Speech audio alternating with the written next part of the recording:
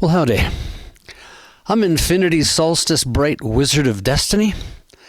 Beside me I have a photocopy of a painting I have in my house called The Second Coming. And below it I use this painting as the image of this little cassette tape that my first record I made a while back. So this video blog is called Can You Tell a Book by Its Cover? The awakening that took place in the latter part of the 1960s and early 70s was brought to mind just moments ago in a phone call from an old friend. He had left America in those very days for an obscure corner of British Columbia to Canada's youth mecca, the little city of Nelson, BC. It was an important stop on the path to finding oneself. I jokingly call it the Valley of the Lost Souls, but I undersell the place. Rhonda and I were going to school there at NDU, where I also worked at the university library for under minimum wage. No wonder there's student debt. Here I ran into a book by Carlos Castaneda, just by luck, while I was shelving some books, and there it was, a separate reality. And it was the cover of the book that caught my attention. So sometimes you can tell a good book by its cover. And that cover set me on a reading and intellectual endeavor that became foundational for my view of the world and my place in it. Carlos Castaneda is a whole other story. We'll skip over that for the moment as I'm speaking of covers. And the cover of my latest CD got a viewing the other day a while back when Lightning Licks Monroe and I were playing our weekly gig in town at the Rockwater Bar and Grill. And just prior, I had received an email and a photo, a group shot of 20 skiers and me, asking if I was playing music anywhere this week. So they managed to drop by the gig. 7 came.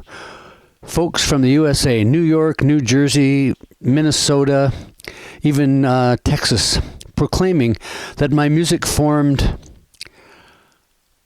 that the music from my last album had become the soundtrack of their ski club. So they requested some of my timeless and relevant music, Pots of Herb, Fully Functioning Forest, and Move the Plywood Plant. And they sang along boisterously and with much cheering, proof of its timeless relevance. Lightning Licks and I took a break and had a beer with the group. So of course I mentioned I had a new CD out, and they were immediately interested. And all 7 of them proceeded to buy the album. That's a hack. 7 out of 7. One of the comments I overheard was that they didn't think the new CD cover could outdo the last CD cover, but I heard it sure enough has. It looks like Man Woman's painting Moment of Conception, with its big red cock and plus vagina trumps 3 Indians smoking swastika peace pipes. This proves that color covers of CDs and books are important. Don't think they are not. In the record album era, you could use album covers as art for your walls if you so choose to. Then cassette tapes came along. Small, very small. Too small for my liking. So as a result, to make up for the size, I picked Man Woman's painting The Second Coming. There it is. For the cover, which is Christ on the cross mounted by a naked blonde and a pinch of cum dribbling down his balls. This cover might even trump Moment of Conception. Man and Woman gave me a hard time over my choice of The Second Coming for the art on the cassette cover. Don't you want anyone to buy your music?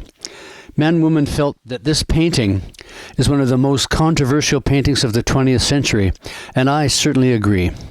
Now my little cassette tape of music has a cover with a big impact. If you are so lucky as to find one out in the world, it will be a collector's item. Anything with Man Woman on it is collectible. In conclusion, one must never underestimate the power of a good, eye-catching, thought-provoking cover for an album or even a book. I'm Infinity Solstice Bright Wizard of Destiny. Over and out.